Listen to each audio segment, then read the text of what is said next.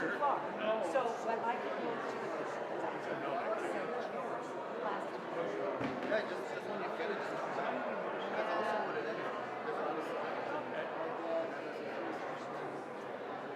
I think we should have at least a 10-minute break.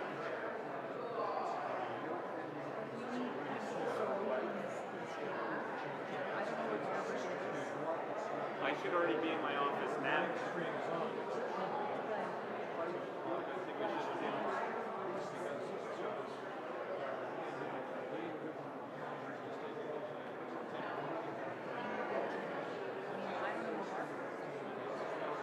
Peter? Peter. Barbara, he was wondering if we should call for a 10-minute break, or if we should just start like a 5-minute break, because the services went so long. Okay, I can make an announcement if you like. Yeah, we'll start, just say we'll be starting in 5 minutes, because it's right Okay. now 2. Okay. So, Yeah. yeah, also because the live stream is running, they should, it's good for them to know that too. Right. Or maybe he's gonna be. Right. Oh. Okay. Want me to make an announcement? I was about to do that. I'm starting 10 minutes. Say 5. Get pretty loud here. America, and they drop. Make it if you like. We need to. Force also. You can do it. So if you'd like to do it, you can do that. The speakers will be here today. Yes. I'm going to position myself. Bless you. Is there Because last year we don't have microphones in the chair, so it's not good. I'm going to be at the winner's spot. okay, what about a mic that I can take around for people to ask questions? Portable mic? Yeah. Maybe we can get. Well, a speaker. Maybe we can get help from someone. No, we're done. It's like run. Okay, that's fine. Hello. Yeah, no. Hello, everybody. We have our discussion groups happening in 5 minutes. So we'd love for you all to take a seat and stay. If you're not going to stay, we'd like to ask you to please make your way to the exits. But please, stay. This is also live streaming at home. So hello to all those people I can't see right now.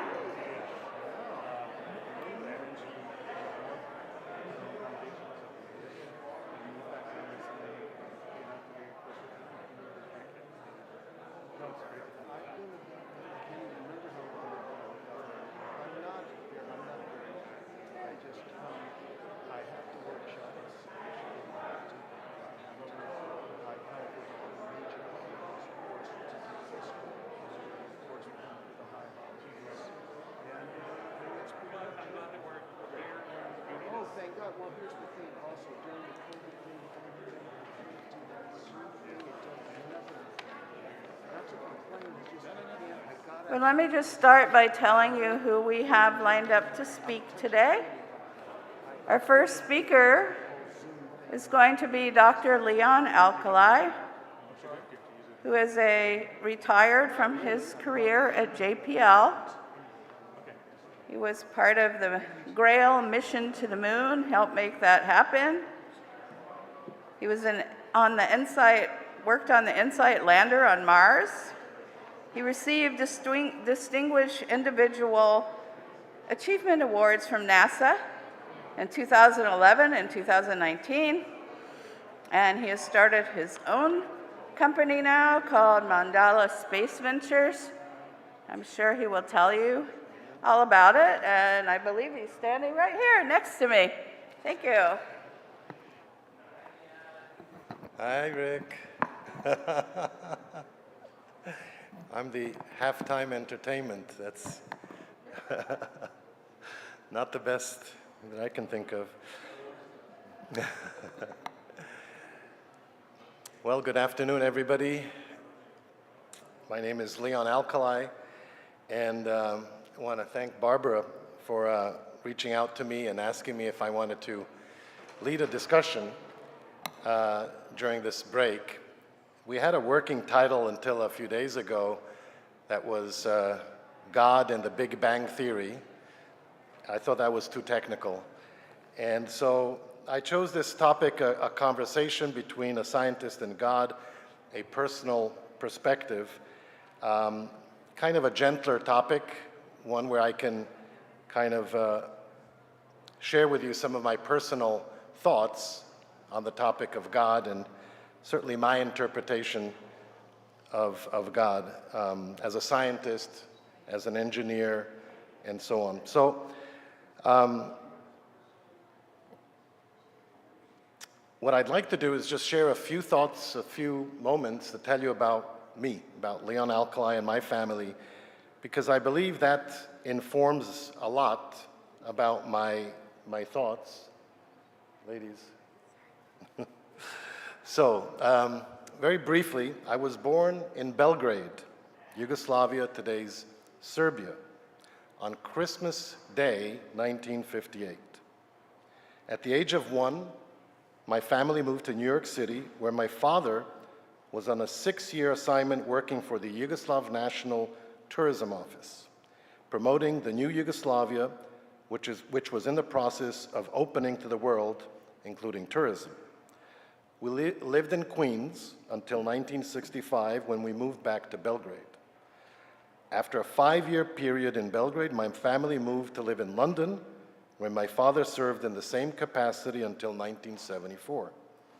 We then moved back to Belgrade, where I finished high school and graduated from the Belgrade University Faculty of Electrical Engineering in '82. I knew at that time that Belgrade, Yugoslavia, was not the right place for me to develop in a professional way and grow to my full potential. I applied and was accepted into the PhD program at UCLA Computer Science Department in '83 and graduated with a doctorate degree in '89. I am delighted to say that NASA's Jet Propulsion Laboratory was recruiting at that time at UCLA, and they were looking for someone to contribute to NASA's deep space exploration robotic missions, specifically enabled by high-performance computing. Despite many offers at that time, JPL matched my highest offer from industry, and they went out of their way to hire me. I was delighted to join the best of the best in rocket science and engineering, and was very happy there for the next 32 years of my career. I recently retired from JPL in March of 2021. I retired, but I did not stop working. In fact, I opened up my own space-themed entrepreneurial venture studio and venture fund in Pasadena called Mandala Space Ventures, focused exclusively on the emerging new space economy. It is really an amazingly exciting time to be in the entrepreneurial business of space. During my career at JPL, I made contributions to space technology development in deep space robotic missions, such as the Mars Pathfinder Sojourner rover, the Grail mission to the Earth's moon, InSight lander on Mars, the Veritas mission to Venus, currently under development. I was elected a technical fellow at JPL in 2012, which is a lifetime recognition that I'm very proud of. I'm also fortunate to have been recognized internationally by the global space community. I was elected a full member of the International Academy of Astronautics in 2005 and awarded a Distinguished Achievement Award by the International Astronomical Federation. I'm also very proud to have received 2 distinguished medals from NASA, one for the Grail mission to the moon and the other for InSight on Mars. None of this would have been possible without the full support of my family. I was also blessed to have been married for 30 years, and as Leah would remind me, 30 good years, to an Israeli woman, Leah Glitman Alkalai, who unfortunately passed away in 2017 due to complications from the sudden onset of metastatic melanoma. Our 3 wonderful boys, Daniel, Jonathan, and Adam, all graduated from Adat Ariel Day School and are doing amazingly well, both professionally and personally. Most recently, Daniel got married in Israel to Eleanor, and they live a wonderful life here in West Hollywood. Many of you may remember Leah, as she would often sing together with cantor Judy Aronoff during the high holidays here at the Datariel. Let me tell you a little bit about my origins and my family. My mother, Vera Kohn, was born in Zagreb, Croatia, to what we would call a mixed marriage between an Ashkenazi father, Leopold Kohn, and a Sephardic mother, Sarina Isakovic. Until the outbreak of the Second World War, my mother grew up in a privileged and very accomplished family. My grandfather, Leopold, was in the banking business, and he teamed up with the Isakovic brothers, who owned 5 high-end clothing stores in Belgrade. Between the 2 world wars, the business flourished, and they were well known throughout Belgrade for serving the high-end clientele with high fashion directly from Paris and London. During the war, the Kohn family went through such a horrific ordeal, running away from the Nazis, Italian fascists, and Croatian Ustašes, and ended up in 1944 at the German extermination camp in Bergen-Belsen. Leopold Kohn died of exhaustion only a few weeks before the liberation of the camp by the Allies. My mother, her sister Renee, and her mother, Sarina, barely survived the brutal treatment in the camp and were repatriated back in war-ravaged, now communist Yugoslavia in 1945. All of their properties were nationalized by the new government, all the stores looted by the Nazis, and most of the remaining cousins, including children, died in concentration camps throughout Europe. My father, Joseph, was born in Travnik, today's Bosnia and Herzegovina. During World War II, like most Jews in Yugoslavia at that time, he joined Marshal Josip Broz Tito's army. He was sent to Chechnya to be trained by the Soviet Red Army as a navigator in the 1st Yugoslav Air Force. In October 1944, my father participated in the liberation of Belgrade by the Yugoslav army from the Germans. He stayed active in military service until I was born in 1958. Many of my father's family died in the Holocaust, most of them in the Croatian camp of Jasenovac. My parents, both Jewish, chose to stay in Yugoslavia after the war and rebuild their lives in Belgrade. My mother completed her law degree that was interrupted by the war, and my father also went back to finish his degree in literature, both at the University of Belgrade. They met in 1953 at an exclusive Christmas Day officers' ball. It was a shidduch by mutual friends, which worked out perfectly well. My parents were married for 50 years until my father passed away in 2004 and my mother in 2008. My older brother Peter was born in 1955, and he unfortunately passed away from a heart condition in 1999. Despite the trauma of the Holocaust and the loss of their son Peter, my parents lived a very happy and exciting life, surrounded by friends and loved ones. They traveled all over the world. They were full of optimism and full of life. My parents moved from Yugoslavia to LA in '92 to be with me, my late wife Lea Glitman Alkalai, and our 3 boys. As Yugoslavia was being torn apart by inter-ethnic, inter-religious political divisions, I urged my parents to divest of all their assets regardless of the price and move to LA. One Holocaust was enough for any family to experience, and I wanted to protect them from the impact of yet another war. In terms of my Jewishness and my Jewish faith, I often describe myself as secular, more of a Zionist.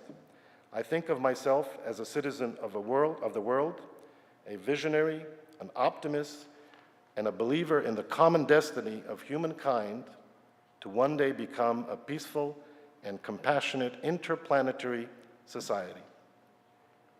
When I was a young adult, I asked my mother, who never spoke to me about the Holocaust or those days at Bergen-Belsen, how did you survive? Mentally, physically, how did you survive? Her answer has become part of my belief system. She said very simply, I believe that one day all of this will pass, that there is good out there, and that good will prevail. My earliest recollection of the beginning of a conversation with God began when I was a young teenager of only 15 or 16 years old. I recall it being a beautiful morning on a spring day in Belgrade. I was walking to school when my mind wandered into the direction of who and how created the concept of God and the evolution of that concept from the early days of Hebrew, Greek, and Roman empires to today. I was very fortunate to have as part of my home upbringing an encyclopedic Jewish mother who spoke 6 languages fluently and who, in lieu of dessert, served us sweet stories from Greek mythology. She claimed that these would be both more pleasing and more nourishing to our young minds. Absorbing all these stories, it became self-evident to me that over time, our ancestors routinely attributed events in nature to the whims, explicit will, or capricious nature of one or more gods. Events in nature that today are informed by constellation of satellites that monitor the Earth's sea level height, the ocean wind speed, cloud coverage, precipitation, and carbon cycles were once upon a time, for lack of a better understanding, attributed to God's will. An earthquake, a hurricane, a flood, or a plague were all seen as acts of God for which corrective human behavior was the only valid response. If I were to compare the state of scientific knowledge of the cause and effects in nature from, say, only a few hundred years ago to today, my young teenage mind thought there would be vastly fewer reasons to rely on God to give us answers as to why certain events take place. The fantastic engineering marvels and the scientific discoveries that enrich our knowledge today as a modern society, including the likes of the James Webb Space Telescope or the nuclear-powered Perseverance rover on Mars, allow us today to focus God's contributions and attributions not to explain cause and effect in nature, but rather on deeper issues such as morality, the human soul, love, intuition, extreme human behaviors, and the common destiny of the human race as an interplanetary society. I transition now to the more mature Leon Alkalai, who fondly recalls the spring day in Belgrade some 50 years ago, and tries to aggregate today the seemingly contradictory human behaviors, all in the name of God.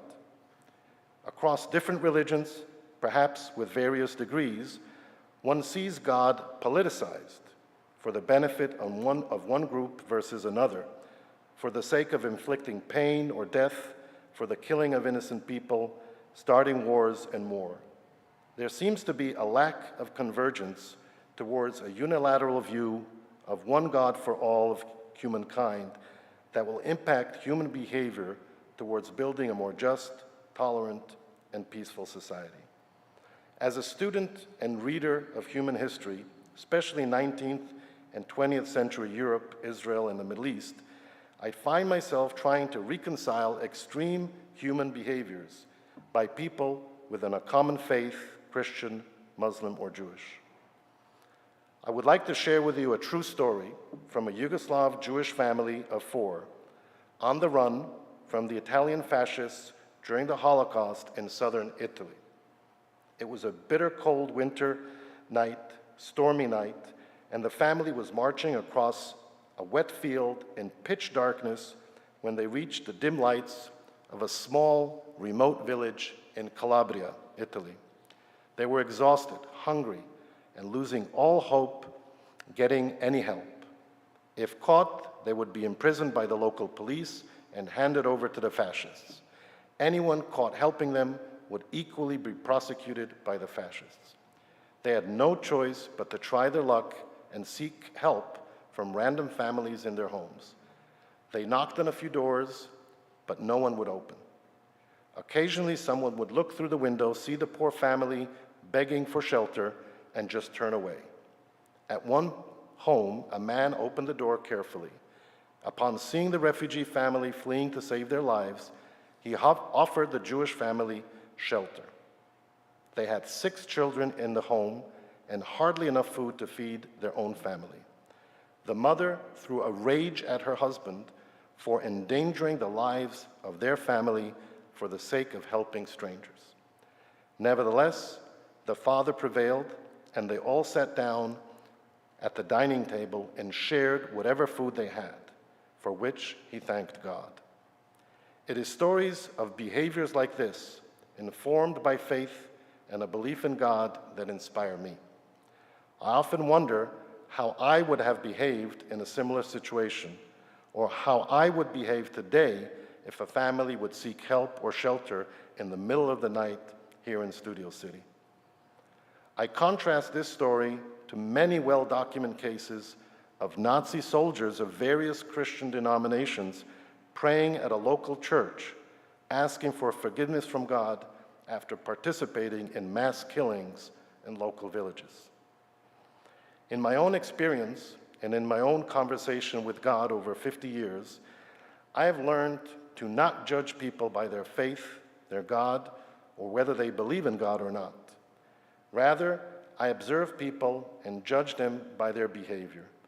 If they believe in God or not, to me, they are individually the collective result of their behaviors, inspired by or informed by God or other sources. I have a very good friend who recently also retired from JPL. Together, we led the Grail mission to the moon, which was a very successful scientific mission. We never discussed our respective faiths, religion, or the role of God in our lives. However, I found out that every Sunday morning, he volunteers in downtown LA at the mission feeding the homeless. I was moved by this commitment, perhaps inspired by his faith and his belief in God. Leaving out the semantics of God, which is often a source of contention and misunderstandings, his behavior is what matters to me. I recall another meaningful event at Stanford Hospital where my brother Peter was recovering from a very complicated heart transplant procedure. While he could barely talk, he was able to overhear from the bed next to him a dedicated son praying next to his sick elderly mother. My brother whispered to us to offer the man, whom we did not know, to stay at Peter's home in Palo Alto, as he did not have a place to stay. We were all puzzled by the request, that we had no interaction with this man or his family. Peter simply replied, "If he loves his mother so much, he must be a good person. Please offer him your help." In summary and in conclusion, and I hope you appreciate that it's less than 40 minutes, if God is synonymous with goodness and good behavior for all of humankind, then count me in as a believer. Amen. Any questions?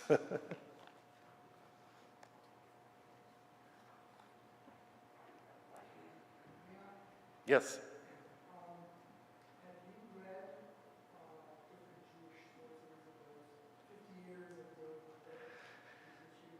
You know, I haven't taken this topic in a scientific way by any stretch, but I have given this topic a lot of thought. And frankly, when Barbara asked me to talk, I was kind of delighted because it kind of forced me to put some thoughts into writing, and long overdue. But I'm sure there are many books written about these thoughts and philosophy. But I guess the main essence that I bring in this dialogue, let's say, is, to me, as a scientist and engineer, a lot of the reasons for the invention of God over the centuries are really irrelevant today because they're replaced by scientific knowledge. And what remains, to me, is the important part. It's the important part that inspires people to behave one way or the other. And to me, the sermons of today and the teachings of Judaism have a meaning in that context, not in the context of things that I can refute scientifically. It's in the context of what's inside that still has an impact on what we do. Whether we take people and offer them shelter at the middle of the night, I mean, I can tell you that's a challenge for me to think about it. But, you know, that's what made a difference in the Holocaust to families, which was an Alkalai family, to survive or not. And so, so to me, that's important. Whether the sea parted or whether this went that way, I mean, this is, to me, irrelevant. Yeah, good to see you.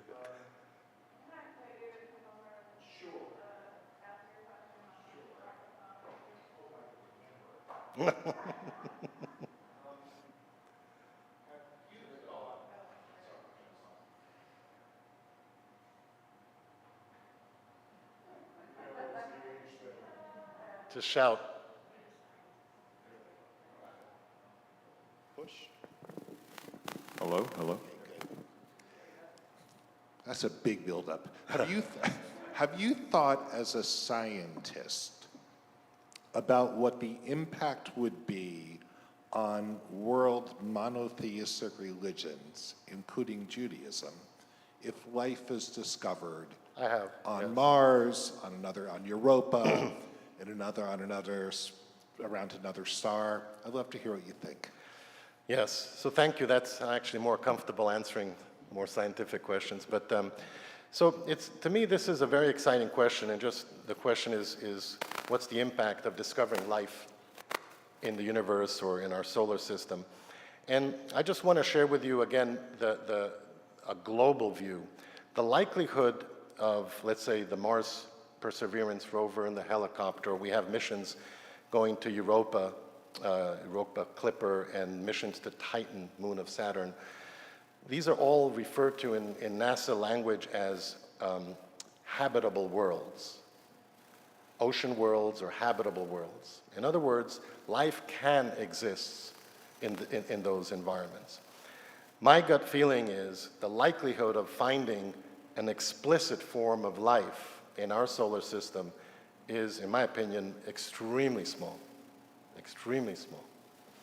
What is more likely to happen, and I would say extremely likely to happen, is that we will kind of answer the mystery of what is this evolution to life look like, and what were some of the prebiotic chemistries and preconditions to life, rather than finding, let's say, a similar form of life on Europa as we have on Earth. Now, that said, we're allowed to dream. We're allowed to think broadly. Over the last decade, NASA has discovered thousands of planets around other stars. In fact, a decade ago, it was considered almost impossible. The chances of us finding another planet around another star got virtually zero. With a Kepler mission and then other technologies, telescopes, almost everywhere we focused the telescopes, there were planets, meaning every solar system in our galaxy. So it became more the rule rather than, oh my God, if we're lucky to find one. There are many thousands of stars with planets, and there are many hundreds of stars with planets that look like Earth. Planets at the same distance from the sun, oceans, and so on. So the likelihood that there are what we call Earth 2.0s is very high. Now, from there, what's the likelihood of there being life like on Earth? That rapidly goes down. But I didn't answer your question. I personally believe that if there is life detected or some major advancement in terms of, oh, life could exist in one of these places, I think it would be the biggest discovery to date in science. And I do not believe it would have much impact on religion. And maybe that even ties to my previous discussion, because in my opinion, again, a lot of these things that are refuted or explained through science are really not the biggest part of the religion. So if that part is refuted, oh, there is life out there, I mean, the day-to-day impact of religion on behavior, to me, is the essence of religion.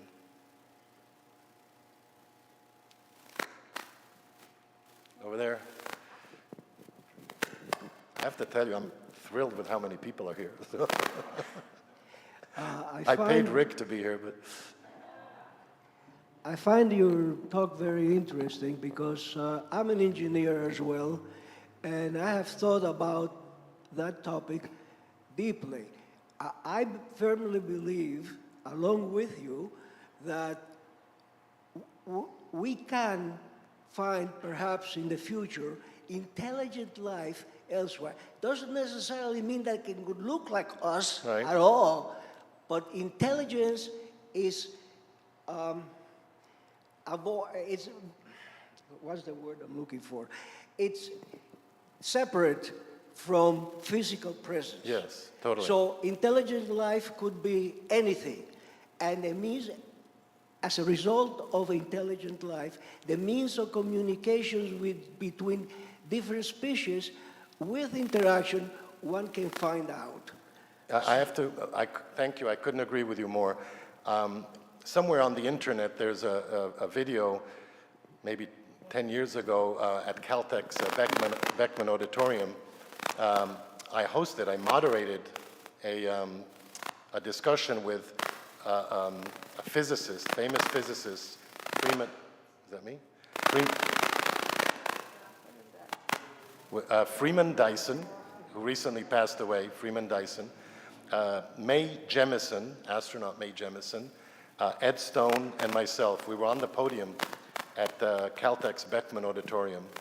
And there was a wonderful teenage girl who came up to the microphone and asked Freeman Dyson what he would tell an alien if an alien appeared, and if he was confronted or met an alien, what would he say to that alien? And Freeman Dyson, as I mentioned, he just recently passed away in his 90s, and he had such an amazing sense of humor. He basically typically answered a question with a question, but he kind of said he has a very good friend who has been studying whales for the last 40 years, and he still doesn't know what they're saying. So he kind of prepped her to say, if there was an alien, the chances of us kind of understanding completely what they're saying, it's a challenge. But I do agree with you, the difference between life or prebiotic life and any form of life and intelligent life is a huge leap, as we know. It's certainly possible. My gut feeling is when you look at how life originated on Earth, we can find thousands and thousands of Earth-like planets in our galaxy. The best understanding we have how life originated on Earth today is at the bottom of oceans at what are called thermal vents. And to me, the conditions that existed on Earth billions of years ago are very, very, how should I say, circumstantial. It is not clear that there is a repeatable kind of set of circumstances that can be elsewhere. Certainly statistically it can, but I think the chances are small. Yes? Okay, stand up.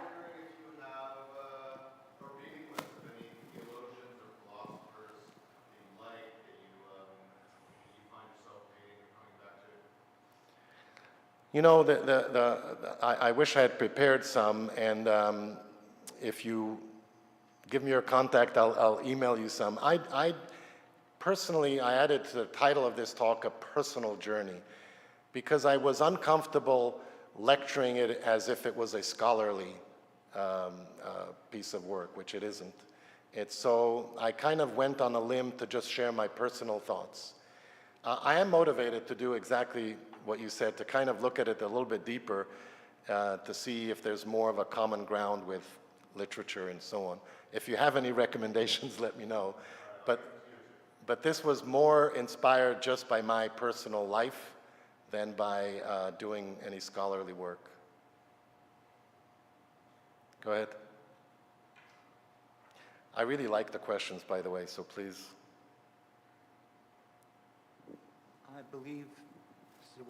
I believe that on the Mars mission, they included a plaque that showed that they thought could be sort of universally recognized, Earth's relation to Sun. On Voyager, not on Voyager. On Voyager, yes. What was the thought process that went into producing that plaque?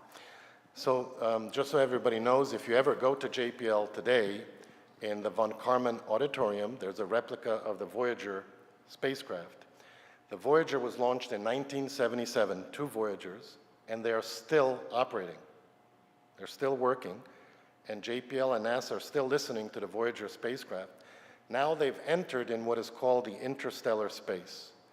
They've left what is called the heliosheath, basically the bow shock of as our solar system literally swims through the interstellar medium, it is spreading out this medium like a fish swims through water. So the 2 spacecraft have gone outside of what is called that heliopause. So they are sampling the interstellar space right now, which is phenomenal when you think that it were launched in 1977 and still working, nuclear powered and so on. So the thought process, and this really came from Carl Sagan at the time, was to include a record, a digital record. It is right there on the side of the Voyager spacecraft, both of them. And in there are hundreds, if not thousands, of pictures and recordings of events on Earth. All across continents, different languages, different people of different color, gender, and so on. And then if you look at the front face of that plaque, that record, it has, in case some alien finds it, it has our coordinates in our solar system, in our galaxy, Morse code, and it has exactly kind of like saying, we are here. If you want to find us, this is how you can find us. So the thinking was a little bit almost like in a Star Trek geeks, saying, if one day this spacecraft is found by intelligence or intelligent extraterrestrials, we want them to know where it came from. So to me, it was fun. It was fun, scientists having a little bit of a dream and fun, and thinking, but something like that could happen. So that was the thought behind it.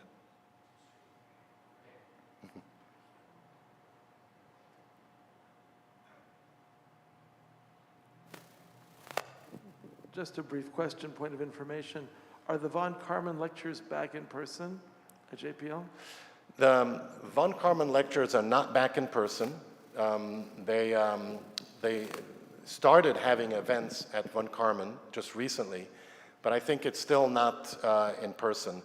It may be very soon, though, and I encourage everybody. They're amazing lectures. I've given von Karman lectures in the von Karman auditorium. They typically have 2 back-to-back, one at von Karman and then one, I think, at Pasadena City College or something like that. Definitely worth going to. Thank you. There, 2 over here.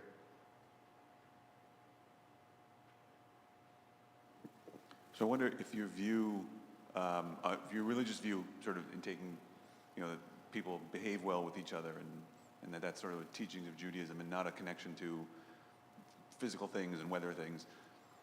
Does it shape your view on maintaining Israel, a land, something very physical, which really, from a religious standpoint, in that view, wouldn't necessarily be required, really? What is your sort of connection to Israel that shaped it?